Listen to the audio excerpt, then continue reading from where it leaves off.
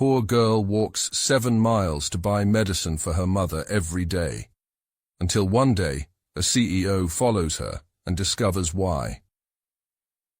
Before we dive into the story, drop a comment below and tell us where you're watching from. Enjoy the story. The morning Ethan Caldwell's life changed forever. He was already annoyed. He was always annoyed in the mornings, at the traffic, at the weather, at the world for moving too slowly when his mind never stopped. At 29, he ran Caldwell Ventures from a glass tower in Nashville, commanded a staff of 200, and had been featured twice on the cover of Forbes before his 30th birthday. His calendar was color-coded down to the minute. He did not have time for detours. But the GPS had betrayed him on the fog-thick back roads outside Millhaven, Tennessee, rerouting him through a stretch of country he hadn't driven since childhood. The black SUV crept along Route 9 at 20 miles an hour, the headlights barely cutting through the gray morning haze, and Ethan was already composing the irritated email he would fire off to his assistant the moment he reached civilization. That's when he saw her. She appeared from the mist like something out of a dream. A little girl, no older than 7, walking alone on the gravel shoulder of the road. Her sneakers were pale pink, worn through at the soles, and her dark hair had been pulled into a lopsided ponytail that tilted to one side like a question mark. She wore a thin yellow jacket that wasn't nearly warm enough for October in Tennessee, and on her back sat a canvas bag packed so full it made her lean slightly forward as she walked. She didn't dawdle. She didn't look at her feet, didn't pick at the wildflowers along the ditch. She walked with her chin up and her eyes fixed on some point far ahead, her small face carrying an expression no child's face should ever carry, the weight of someone who has learned that the world does not wait for you. Ethan slowed the car to a crawl and rolled down the window. The cold air rushed in. "Hey there, sweetheart. You all right?" She didn't break her stride. She didn't even glance at him. "I'm fine," she said, her voice small, precise, and utterly unhesitating. "It's barely 7 in the morning. Where are you headed?" "Down the road." He waited. Nothing more came. He watched her in the rearview mirror as she kept walking. That little yellow jacket swallowed up by the fog, and something, he couldn't name it, couldn't explain it then or for a long time after, made him pull over, cut the engine, and step out of the car. He followed her on foot. He stayed a full block behind, far enough that she wouldn't hear his footsteps on the gravel, close enough that he could keep her in his sight. She never looked back.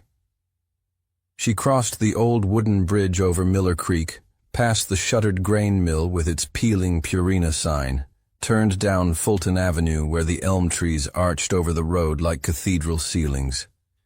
She walked through the sleeping town without stopping, without hesitation, as if she had memorized every crack in the pavement. 7 miles. He would count it later on his phone, sitting in his car, shaking his head in disbelief. This child walked 7 miles. Alone. The pharmacy on Delmore Street was just pulling up its metal security gate when Lily arrived. She stepped through the glass door, approached the counter on her tiptoes, and pushed a crumpled handful of dollar bills and loose coins across the glass with both hands. "The usual, please," she said. The pharmacist, a large man named Benson, whose kind eyes Ethan noted from the doorway, glanced at the money, nodded once, and disappeared into the back without asking a single question. He returned with a white paper bag, counted the bills carefully, and slid them into the register. "Tell your mama I said hello, Lily May," he said.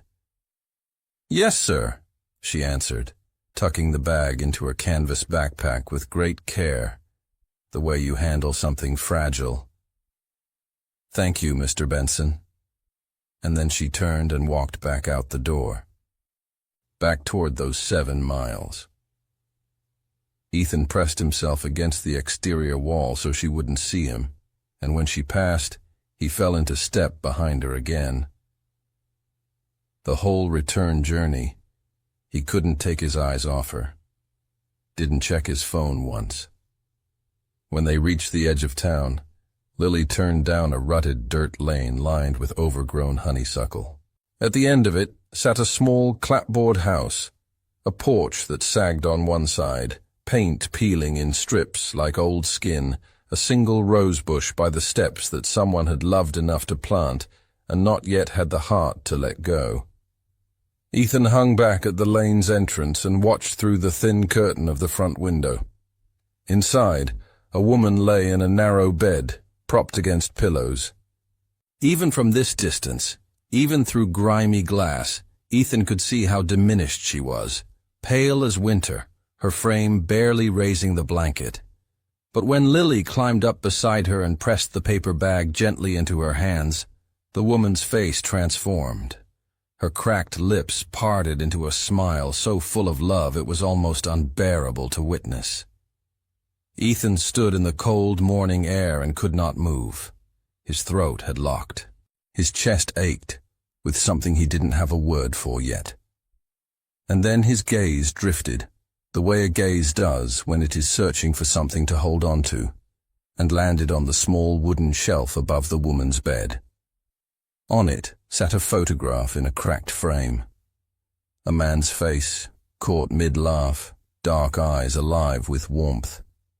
A face Ethan Caldwell recognized. A face that had been buried in Riverside Cemetery for 2 years. His hand found the cold wood of the fence post beside him. His legs went weak. It couldn't be. Ethan Caldwell had never missed a Monday meeting in 6 years. That morning, he missed it without a second thought. He sat in his car at the entrance of the dirt lane for a long time, engine off, staring at the small clapboard house through the bare branches of an old oak. He told himself he was simply making sure the child was safe. He told himself any decent person would do the same. He told himself a lot of things, sitting in that car, while the fog slowly lifted and the Tennessee sun turned the fields from gray to gold. 40 minutes passed before Lily came back outside. She was carrying a dented aluminum bucket, and she walked around the side of the house toward a neighbor's property with that same purposeful stride. Chin up, eyes forward, no dawdling. Ethan stepped out of the car without deciding to. "Good morning again," he said, keeping his distance, keeping his voice easy. She stopped, looked at him. Her eyes were dark brown, sharp as a hawk's, and she studied him with a wariness far beyond her years. "You followed me," she said. It was not an accusation, just a fact, stated plainly. "I did. I'm sorry about that." He crouched down to her level. "My name is Ethan. I'm not going to hurt you. I wanted to make sure you were okay." She considered this. "I'm always okay. How long have you been making that walk to the pharmacy?" She tilted her head to one side, calculating whether to answer. "Since summer," she said at last. "Mama got real sick in July. Mr. Benson knows what she needs. I learned the way. Since July, 3 months, every day, 7 miles, alone." Ethan swallowed the knot rising in his throat. "Does anyone help you?" "Family? Neighbors? Anyone?" "We don't need help," Lily said, with a quiet dignity that would have belonged to a much older woman. She picked up her bucket and turned toward the neighbor's spigot. "What's your mama's name?" Ethan called after her. She paused with her back to him. A long pause. "Grace," she said, and then she kept walking. He left 2 bags of groceries on the porch steps before he drove away. He didn't knock. He didn't leave a note. Back in the car, he sat with his hands on the wheel and thought about the photograph on the shelf, that laughing face, those dark eyes, and felt something cold move through him like creek water in November. That night he pulled up his company's archived personnel files. He typed one word into the search bar: Cooper. The file was thin. Daniel R. Cooper, former independent contractor, engaged briefly with a subsidiary of Caldwell Ventures in 2019, before Ethan had even taken the company over from his predecessor, James Hartwell. One address listed: Mill Haven, Tennessee. The file had been closed and archived. Reason for termination of contract: deceased, January 2022. Ethan sat back in his chair and looked at the ceiling of his office for a long time. He returned to Mill Haven on Wednesday with a cardboard box: soup, bread, fresh fruit, children's vitamins, a new pair of pink sneakers in what he guessed was a size 2. He left it on the porch and knocked this time. He heard movement inside, slow and careful, and waited. Lily opened the door. She looked at the box. She looked at him. She crossed her arms the way children do when they are trying to look like their mothers. "Mama says we don't take charity," she said. "It's not charity," Ethan said. "It's a neighbor bringing groceries. I live in Nashville, which is close enough." Something almost like a smile crossed her face. Quickly gone, but there. She stood back and let him in. The house was clean. That struck him immediately. Worn to its bones, yes.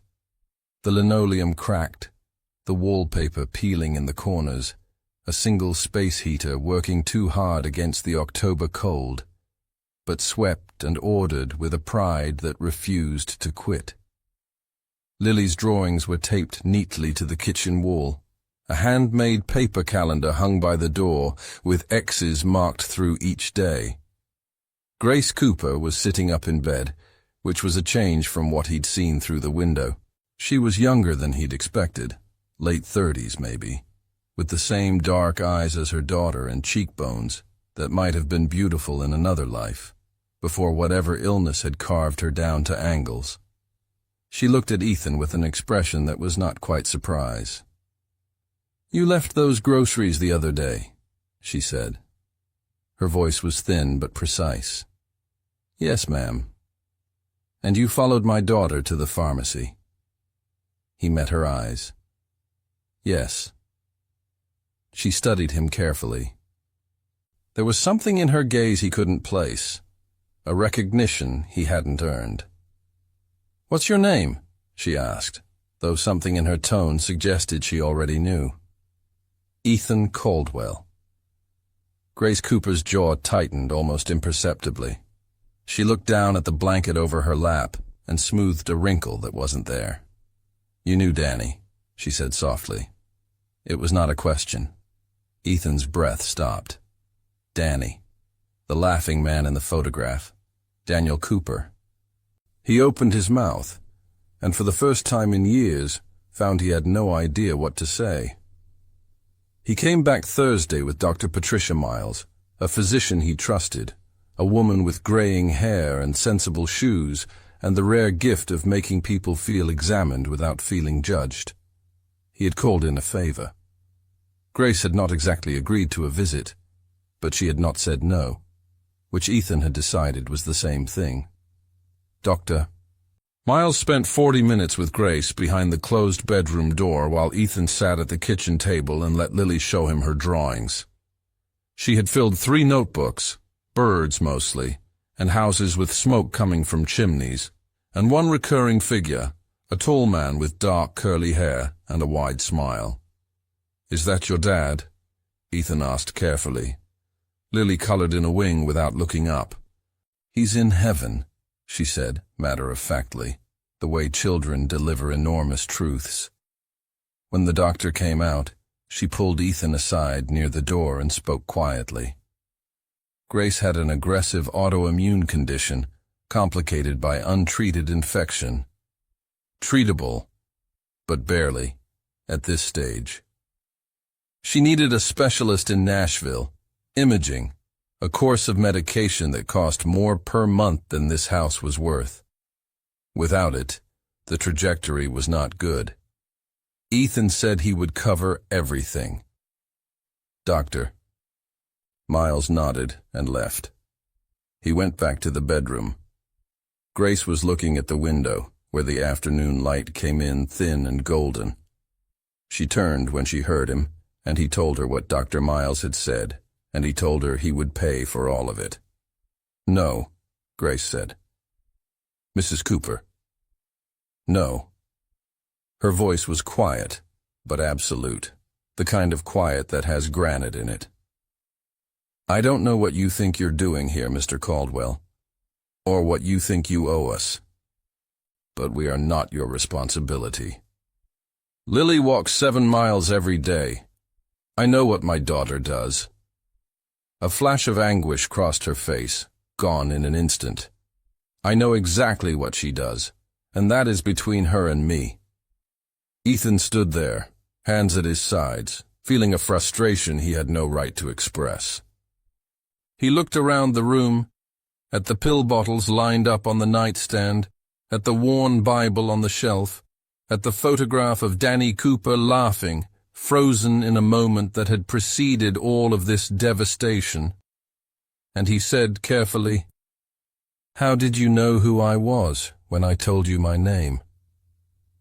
The silence stretched long enough that he thought she wouldn't answer. Then Grace looked at him directly, with those dark, steady eyes, and said, "Lily, go water the rosebush, sweetheart." They listened to the girl's footsteps move through the house and out the front door. Then Grace's gaze returned to Ethan, and what lived in it made the hair rise on the back of his neck. "You need to stop coming here," she said. He didn't stop. He couldn't have explained it to anyone, not to his assistant, not to his board, certainly not to the version of himself from a year ago who had never heard of Mill Haven, Tennessee. But every morning when he woke, he thought of Lily Mae Cooper pulling on her worn-out sneakers in the October dark, setting her chin, and walking into the fog. And every 2 or 3 days he found some reason to drive out on Route 9. He learned things, the way you learn things when you pay attention. He learned that Lily did her homework at the kitchen table every afternoon by herself and got most of it right. He learned that she watered the rosebush whether it needed it or not, because her father had planted it, and she had made a promise. He learned that she sang to herself while she walked, hymns mostly, half-remembered, and sometimes in the wrong key, but sung with complete conviction. He learned some things from Mr. Benson, who turned out to be the kind of man who worried out loud. "She's been coming in since July," Benson told him one afternoon when the pharmacy was quiet. "First couple weeks her mother drove her. Then Grace got too sick to drive, so Lily started walking. I tried to tell her, just call us. We can deliver. We do it for seniors all the time. She looked at me like I'd suggested she fly to the moon." He shook his head slowly. "That little girl is the stubbornest thing I've ever seen. Takes after her daddy, I'll tell you that." "Did you know Daniel Cooper?" Ethan asked. Benson's expression softened. "Good man. Real good man. Worked construction mostly. Quiet type. Worshipped that little girl." He paused. "When he passed, I thought Grace might leave town. Start over somewhere. But she stayed. Said Danny would have wanted them to stay." Ethan drove home, turning that over in his mind. That evening, sitting at his kitchen counter with a glass of water he hadn't drunk, he thought about what Lily had said the first morning, "I'm always okay," and realized what it cost her to say that, and felt something break open in his chest, slow and irreversible, like a fault line finally giving way. The next morning he found something that changed everything. It was delivered not to the house on the dirt lane, but to his office in Nashville, forwarded from a law firm in Mill Haven, addressed in clean, careful handwriting to Ethan Caldwell, Caldwell Ventures. No return address. The postmark was 3 weeks old. He stared at his name on the envelope for a long time before he opened it.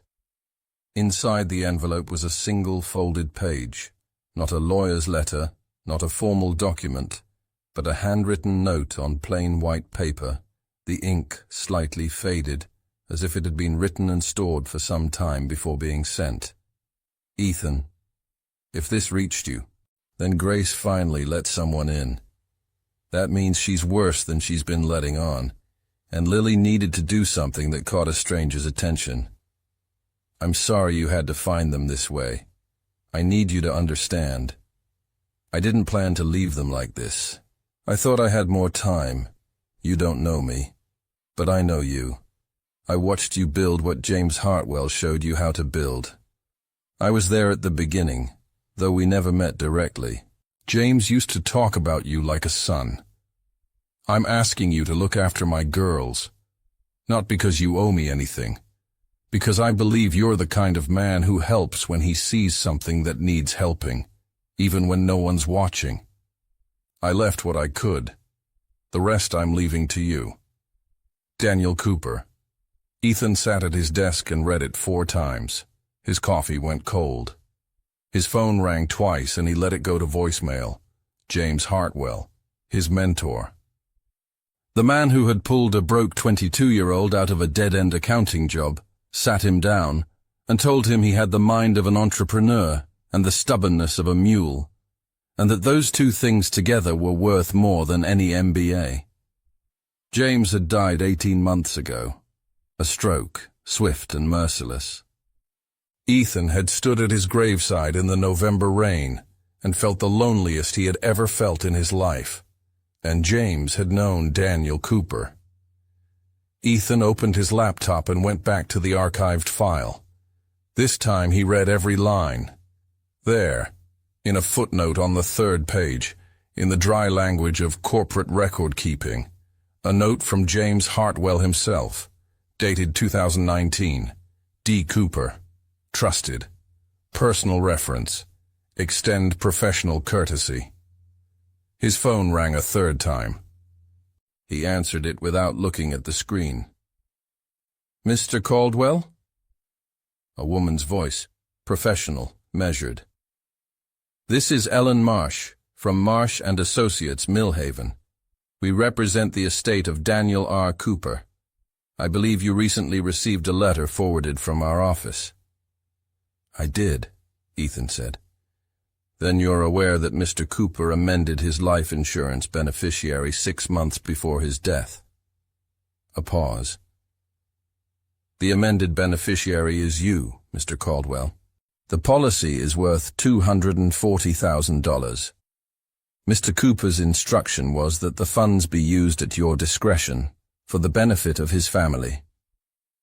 Another pause, shorter. We've been holding the notification, at Grace Cooper's request. She instructed us not to send it. She changed her mind last week. Ethan stood up slowly from his chair, walked to the window. Nashville spread out below him, glass and steel catching the afternoon light, impossibly far from a dirt lane and a sagging porch and a rosebush that a little girl watered every day because she made a promise to her father. Grace changed her mind. He thought of the way she'd looked at him in the bedroom. You need to stop coming here, and understood now that it had not been a dismissal. It had been a door she wasn't ready to open. She was ready now. His hand was already reaching for his car keys when his assistant's voice came through the intercom. Mr. Caldwell, your 4 o'clock is here. Reschedule it, he said. Reschedule everything. Ethan made the drive to Millhaven in under an hour, which meant he was going 15 miles over the speed limit the whole way, and didn't care. He turned down the dirt lane as the sun was dropping behind the tree line, painting the sky in shades of amber and rose that felt almost cruel in their beauty. The rose bush by the porch steps had one last bloom clinging to it, red and stubborn against the October cold. He parked, walked to the door, and knocked. Grace opened it herself. That stopped him. She was standing, holding the doorframe for balance, wearing a housecoat and thick socks, her hair brushed for what looked like the first time in days. But standing, upright, looking at him with those steady dark eyes that always seemed to be weighing something. "You got Ellen's call," she said. "I did." She stepped back and let him in without another word. They sat at the kitchen table, Lily asleep in the back room, the space heater ticking between them. Ethan set the lawyer's letter flat on the table. Grace looked at it for a long moment and did not touch it. "He wrote that 6 months before he died," she said. "I didn't know he'd done it until after. The lawyers contacted me and I told them to hold everything." She paused. "I didn't want your money." "It's not my money, Grace. It was Danny's." Something shifted in her face at the sound of his name spoken out loud by someone else. Her jaw tightened, and she looked at the window, and in the glass he could see the reflection of her eyes filling before she blinked it back. She was quiet for so long the heater clicked off, and the room went cool. "He trusted you," she finally said. "He never even met you, but he trusted you. Because James trusted you. And Danny believed in James the way some people believe in Scripture." She pulled the letter toward her and smoothed it gently with her palm. "That's the only reason I changed my mind. Because Danny asked me to." Ethan arranged everything that night. Dr. Miles connected them with a specialist at Vanderbilt, a Dr. Okafor, whose reputation for treating autoimmune complications was as solid as they came. Insurance, transport, a room in a facility near the hospital so Lily could be close. Grace listened to every detail with her arms crossed and her eyes dry, and at the end she said only, "Lily doesn't miss a day of school." "She won't," Ethan said. Grace nodded once. The matter was settled. He was nearly to his car when the front door opened behind him and Lily stood on the porch in her pajamas, yellow ones with small white stars, her feet bare on the cold wood. "Mr. Ethan," she called. He turned. "Yeah, sweetheart?" She looked at him from across the dark yard with those hawk-sharp eyes. "Is my mama going to be okay?" The question landed in him like a stone in still water, and the ripples went deep. He thought about probability and statistics, and what Dr. Miles had actually said, the careful, hedged language of medicine. And then he looked at this child who had walked 7 miles a day for 3 months without asking anyone for help, and he told her the truest thing he could. "I am going to do everything I possibly can," he said. "I promise you that." Lily studied him. Then she gave one small serious nod and went back inside. The door clicked shut. Ethan sat in his car in the dark lane for a few minutes before he could make himself drive away. Vanderbilt was a different world from the little house on the dirt lane, and Lily moved through it with the same calm practicality she brought to everything, studying the corridor maps, memorizing the elevator buttons, locating the cafeteria on the second morning by herself, and arriving back with 2 cups of hot chocolate she'd purchased with coins from her coat pocket. "You didn't have to do that," Ethan told her, accepting the cup she handed him. "You looked cold," she said, and sat down beside him with her homework folder on her lap. He had taken to working from the hospital waiting room on a laptop while Grace underwent her first round of treatment. His assistant had moved heaven and earth to digitize his schedule. His CFO, Marcus Webb, had called 3 times in 2 days, each call increasingly clipped and pointed. Ethan returned the calls briefly, answered what needed answering, and turned his attention back to the waiting room. On the 3rd day, Dr. Okafor asked to speak with him privately. She was a compact woman with reading glasses pushed up on her forehead, and the direct, unhurried manner of someone who had delivered hard news enough times to have learned that kindness and clarity were not opposites. She told him Grace's condition was serious, but not irreversible. She told him the treatment plan was aggressive, and Grace was responding to the early protocol. Then she set down her pen and said more quietly, "Mr. Caldwell, her blood work is showing markers consistent with prolonged malnutrition, significant and sustained." She looked at him carefully. "Whoever has been eating in that household, it has not been Grace Cooper. Not adequately. Not for a long time." Ethan sat with that for a moment. He thought of Lily's backpack, always full. He thought of the groceries he'd left on the porch. He thought of Grace's angles, her hollows, and how he'd attributed them to illness alone. She had been giving the food to Lily, every day, quietly, without drama, without asking for credit, feeding her daughter and telling herself it was fine. He excused himself, walked to the men's room at the end of the corridor, ran cold water over his wrists the way his mother used to tell him to do when he was too worked up to think straight, and stood there breathing until his eyes cleared. When he came back out, Lily was in the hallway, waiting for him with that uncanny patience of hers. "She's sleeping," Lily reported, meaning Grace. "Dr. Okafor says that's good. She says sleeping is how bodies fix themselves." "Dr. Okafor is right," Ethan said. Lily tilted her head and regarded him with those searching eyes. "You were crying," she said. "I wasn't." "Your eyes are red." He sat down on the bench beside her. "I was just thinking hard," he said. "Sometimes thinking hard and crying look the same." She considered this. "I know," she said. "That happens to me too." They sat together in the corridor, not talking, while the hospital moved around them. After a while, Lily opened her homework folder and began working on long division. Ethan opened his laptop and stared at a spreadsheet and did not see a single number on it. That evening, Dr. Okafor found him at the nurse's station. She spoke in a lower voice this time, more carefully. Grace had a 60% chance of full recovery. Good odds, given where she'd started.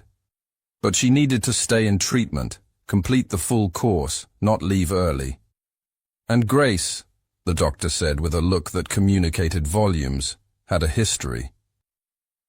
"She checked herself out of a hospital in Cookville 2 years ago," Okafor said. 18 months back, she left a clinic in Millhaven after one day. She has difficulty accepting care." Ethan looked down the corridor toward Grace's room and thought about a woman who watered a dead man's rose bush, who starved herself rather than take charity, who held a letter for weeks before she could bring herself to send it. "I'll talk to her," he said. "You may be the only one she'll listen to," Okafor replied. He was walking toward Grace's room, rehearsing what he intended to say, when Lily appeared beside him and tugged his sleeve. "Mr. Ethan," she said. "Wait." She reached into her backpack and drew out a worn composition notebook, its cover soft with handling, the corners bent and rebound with a strip of electrical tape. She held it out to him carefully, the way you hand someone something that matters. "Mama said I could show you," she said. "She said it was time." She paused. "Daddy wrote about you." He didn't open it that night. He carried it to the hotel room 4 blocks from the hospital, set it on the desk under the lamp, and stared at it while he ate a sandwich he didn't taste and drank coffee that went cold. Something in him understood that opening it was a threshold. That on the other side of Daniel Cooper's handwriting was a version of this story he wasn't ready for yet. He went back to the hospital instead. Grace was awake, propped against the pillows, looking out the window at the Nashville skyline blinking to life in the dark. She turned when he came in, and her face registered something that might, in better light, have been relief. "Lily showed you the notebook," she said. "She did. I haven't opened it yet." Grace was quiet for a moment. "I should have sent it with the letter," she said. "I couldn't." She looked at her hands folded over the blanket. "It's the last thing I have of his handwriting." Ethan sat in the chair beside the bed. "Tell me about him," he said. It wasn't a strategy, wasn't a calculated way to keep her talking. He simply wanted to know. So, Grace told him.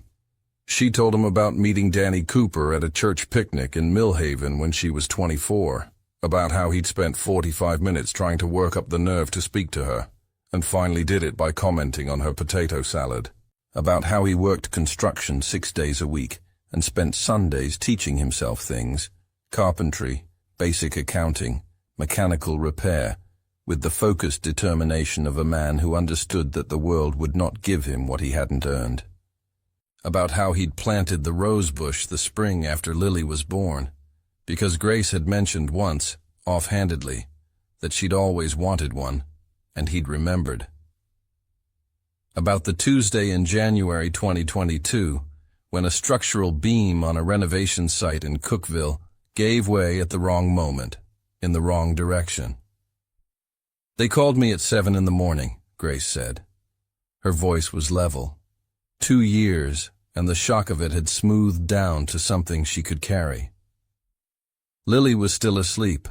I sat at the kitchen table until she woke up, and then I had to tell her." She paused. "You want to know the first thing she said?"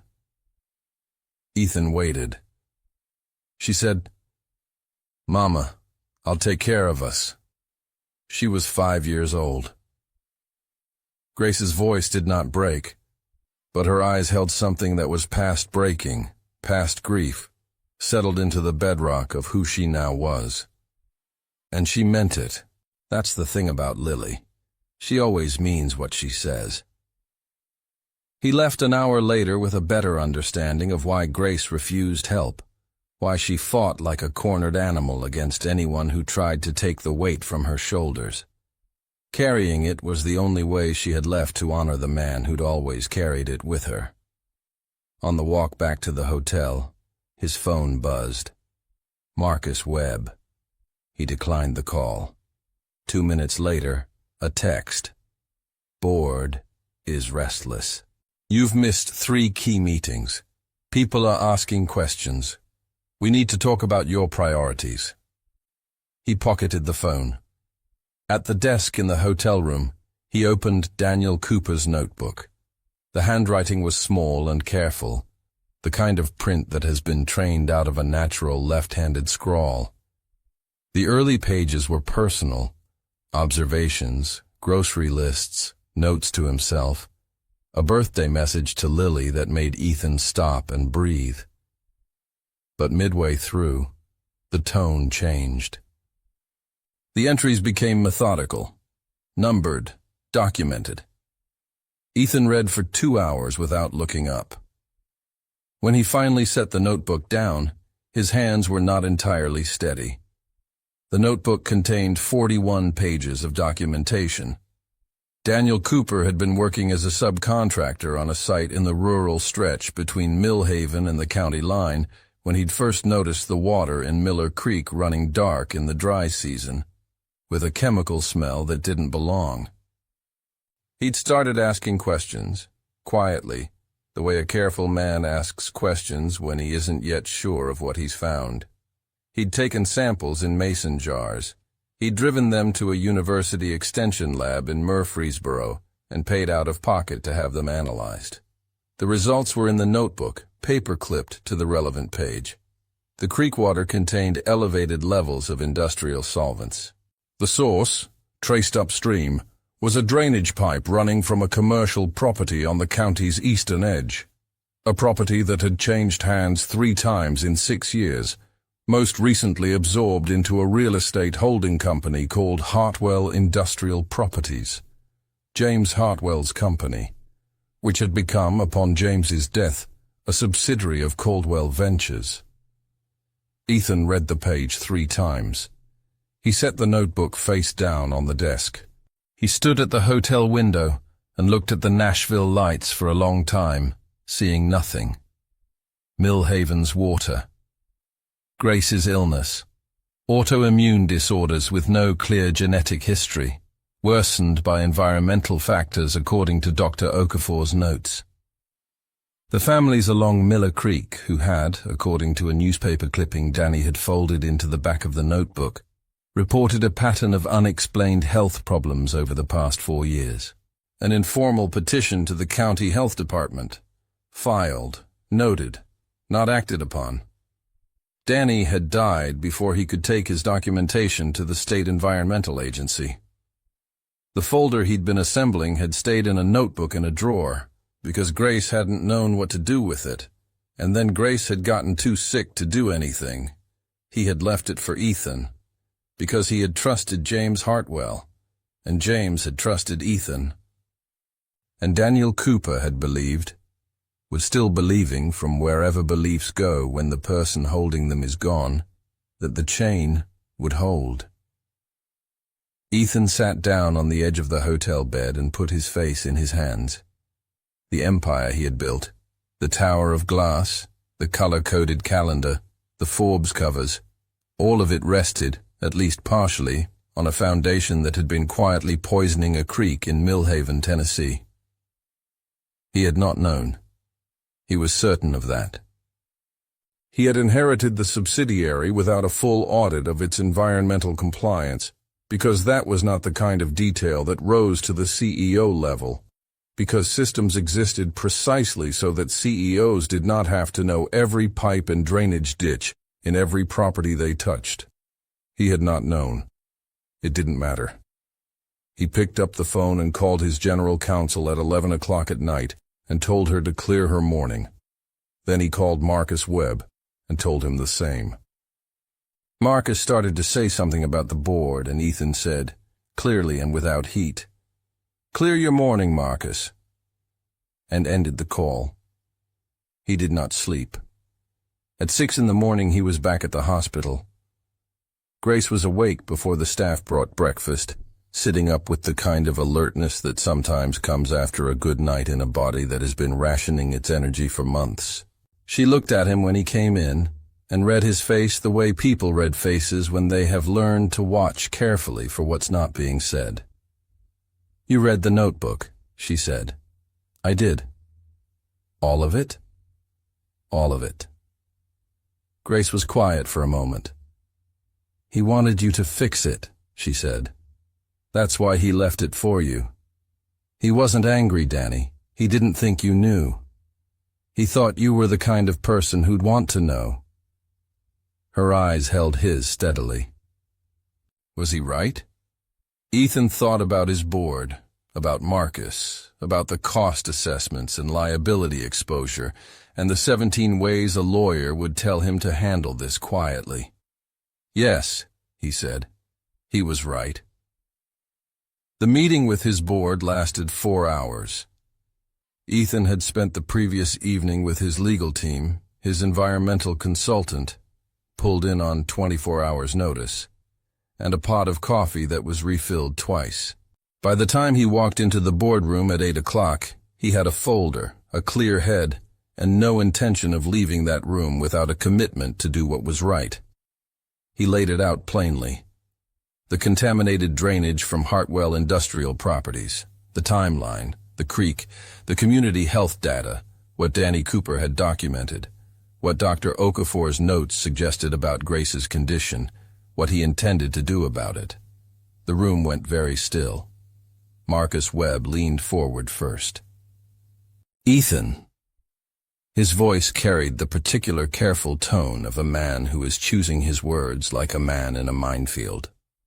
"Before we go any further, and I want to be clear that I take this seriously, we all do, you need to consider the legal exposure.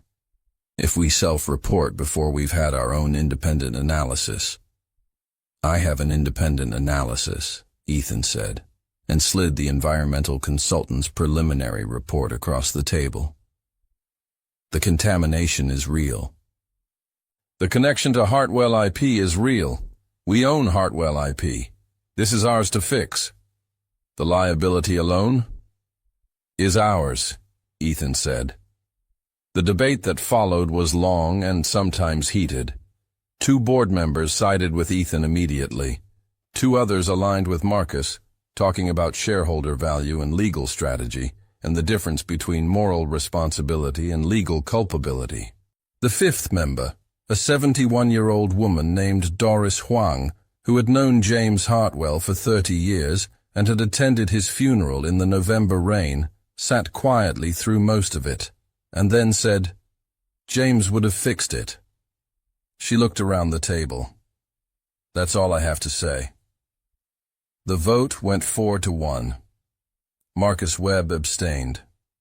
After the board had filed out, Ethan remained at the long table alone. He looked at the Nashville skyline through the floor-to-ceiling glass, the view he'd been so proud of, the view from the top, and felt it differently than he ever had. Not smaller exactly, just part of something larger, something that included a dirt lane and a sagging porch, and a woman who starved herself rather than accept charity. The remediation announcement went public the following week. Caldwell Ventures would fund the cleanup of Miller Creek. A community health trust would be established for affected Millhaven residents. A third-party environmental firm would audit all inherited Hartwell properties within 60 days. Ethan held the press conference himself, read a statement he had written without help, took every question. It cost him. Not catastrophically. The company was solid. The goodwill generated by transparency proved over time to exceed the short-term loss, but immediately and concretely. Marcus Webb resigned quietly a month later. 3 smaller investors pulled out. Ethan expected it, had already positioned the company to absorb it, and had very little energy left to spend on caring. Because Grace was getting better. Not dramatically, not in the rapid reversals of television medicine, but steadily, verifiably, degree by degree. Color returning to her face, strength coming back to her voice, the hollows filling in. Dr. Okafor showed Ethan the blood work comparisons at the 6-week mark, with the careful professional satisfaction of a person whose treatment plan is doing exactly what it was designed to do. Lily visited every afternoon after school. She did her homework in the chair by the window and showed Grace each completed page, and Grace corrected the occasional mistake in the margins with a red pen she kept on the nightstand, and they argued cheerfully about whether a 94% was something to be proud of or something to improve upon. "It's both," Ethan said from the doorway one afternoon, when they appealed to him to settle it. "See?" said Grace. "See?" said Lily simultaneously, meaning the opposite. He burst out laughing for the first time in weeks. It surprised all 3 of them. One evening near the end of the 2nd month of treatment, Lily pressed a folded piece of paper into his hand as he was saying goodbye in the corridor. He opened it in the elevator. It was a drawing, the 2 of them, Lily and a tall figure with rumpled hair, standing in front of a clapboard house with smoke coming from the chimney and a red rose bush by the steps. Underneath it, in her careful 2nd-grade printing, "Thank you for not giving up." He folded it and put it in the inside pocket of his jacket, where it stayed. He was in the parking garage 3 days later, keys in hand, when his phone rang. The hospital's number. He answered fast, his heart already climbing into his throat, before the nurse told him, "No, not an emergency." Mrs. Cooper was fine. Mrs. Cooper, in fact, was asking for him. "She says it's important," the nurse said. "She says there's something she should have told you from the start." Ethan was already walking back toward the elevator. Grace was sitting up straight when he walked in, which by now he recognized as her armor. She sat that way when she was about to say something that cost her. He pulled the chair close to the bed and sat without preamble. He had learned, over these weeks, that Grace Cooper had no patience for preamble. "I need to tell you something about James," she said. Ethan folded his hands and waited. She looked at the window first, at the Nashville night, the lights scattered across the dark like a second sky. And then she looked at him, and he saw that whatever this was, she had been carrying it a long time. "Danny knew who his father was," she said. "He found out when he was 31. His adoptive parents had kept the records sealed, but Danny was stubborn, and he had a daughter by then, and he wanted to know where he came from." She paused. His biological father was James Hartwell. The room did not change. The monitors beeped softly. The light from the corridor came in under the door in a thin gold line. And yet, everything rearranged itself. Every conversation, every connection, every impossible coincidence that had threaded this story together from the beginning, and settled into a shape that had been true the whole time, waiting to be seen. "James knew," Grace continued. Danny reached out to him carefully, through a lawyer. He was a proud man, from what Danny said. He wasn't ready for what it meant. He wasn't ready to explain it to his life, his reputation, the world he'd built. So they never met face to face. But James made sure Danny had work. Good work, consistent work, through channels that couldn't be traced back directly. She looked down at her hands.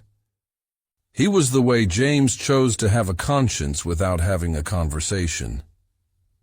Ethan thought about James Hartwell, the big laugh, the demanding standards, the way he'd once told Ethan that the measure of a man was what he did when no one was watching.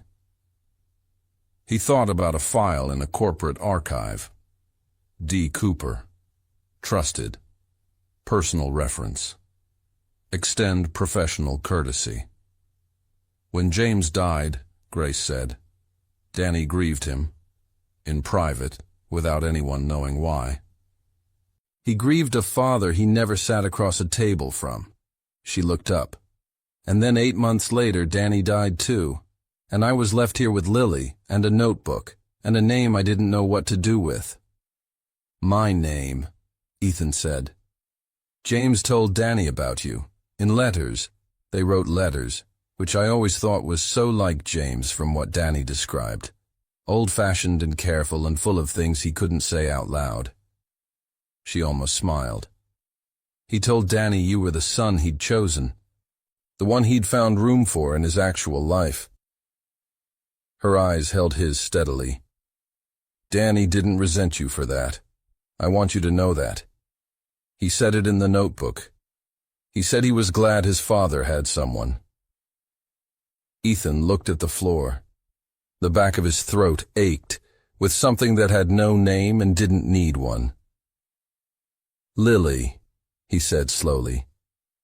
Lily is James's granddaughter. Yes. He thought about Lily at the pharmacy counter, pushing her crumpled coins across the glass. Lily doing long division in the hospital waiting room. Lily handing him a drawing that he had carried next to his heart for 3 weeks. James Hartwell's blood, walking 7 miles alone in the October fog because there was no one else. She doesn't know, Grace said. She knows her father is gone and that he was a good man. The rest, I wanted to decide when she was ready. When will she be ready? Grace considered this carefully, the way she considered everything. She already knows more than she lets on. She always has. A pause. I think she should hear it from both of us. Together. Ethan nodded. He couldn't speak for a moment.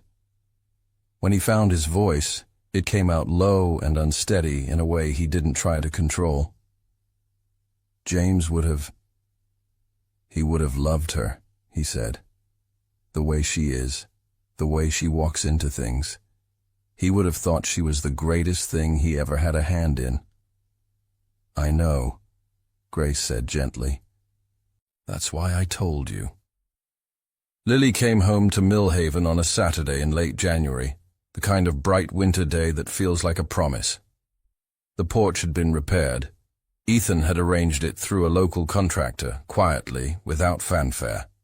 And the sagging boards were gone, replaced with clean wood that smelled of cedar. Someone had wrapped the rose bush in burlap for the winter. Grace walked through the front door under her own power. She stood in the small living room for a moment with her hand on the wall and looked at everything. The drawings still taped to the kitchen wall, the paper calendar with its row of X's, the shelf above the bedroom door, and pressed her lips together and did not cry, because she was Grace Cooper, and crying was for private. Lily stood beside her and held her hand and did not say anything, because Lily always knew when words were the wrong instrument. Ethan stood on the porch. It was not his homecoming to step inside for. He understood that. He was about to walk back to his car when Lily came back to the door. "You can come in, Mr. Ethan," she said, with the patient authority of someone instructing a well-meaning adult. "You're part of this."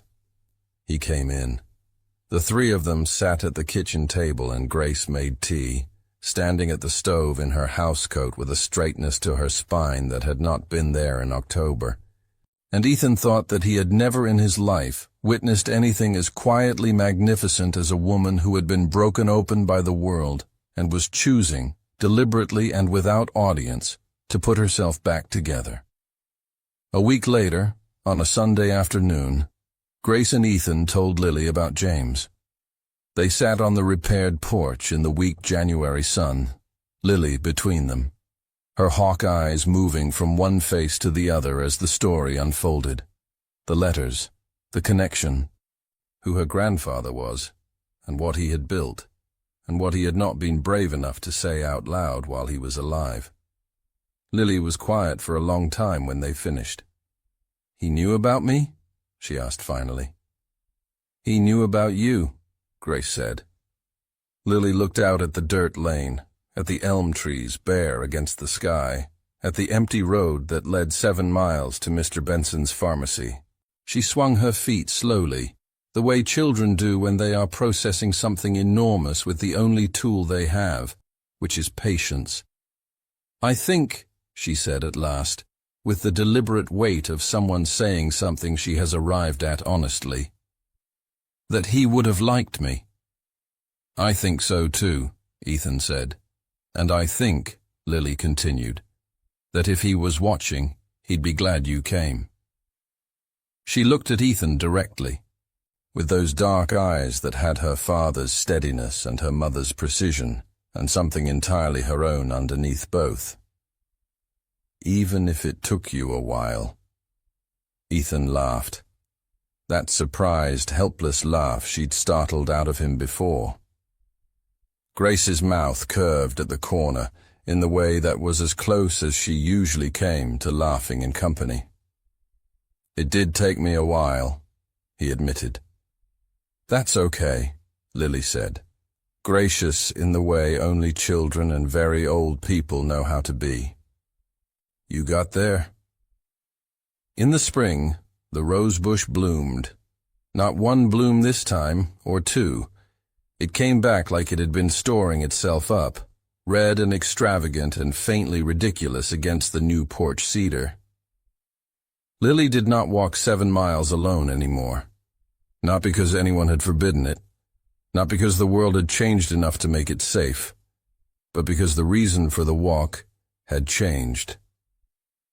Grace drove her to Benson's now, on the good days, which were most days. And on the days that weren't as good, Ethan arranged delivery. And on the days that were simply ordinary, no illness, no crisis, just a Tuesday in April with the light coming sideways through the elm trees, Lily walked the lane to the mailbox and back and thought her private thoughts and let the distance be exactly what it was. Some mornings Ethan made the drive from Nashville not because there was business to conduct or treatment to arrange, but simply because there was a kitchen table and a pot of coffee and a girl who would show him her homework without being asked, and a woman who had started saying his first name without the formality around it, and it was better than anything the color-coded calendar had to offer. He never moved the drawing from his jacket pocket. James Hartwell had once told him, in one of those conversations that only reveal their full meaning years later, that the real work of a person's life was not what they built for themselves, but what they made possible for someone else. Ethan had written it down at the time and thought he understood it. He understood it better now. Some debts cannot be repaid. They can only be passed forward, through a decision made in a foggy morning on Route 9, through a pair of worn-out sneakers and 7 miles of gravel road, through a notebook that outlived its author, through a rose bush that refused to quit. Lily Cooper was 7 years old when she walked those miles alone, and the world did not see her. But the right man did, and he did not look away.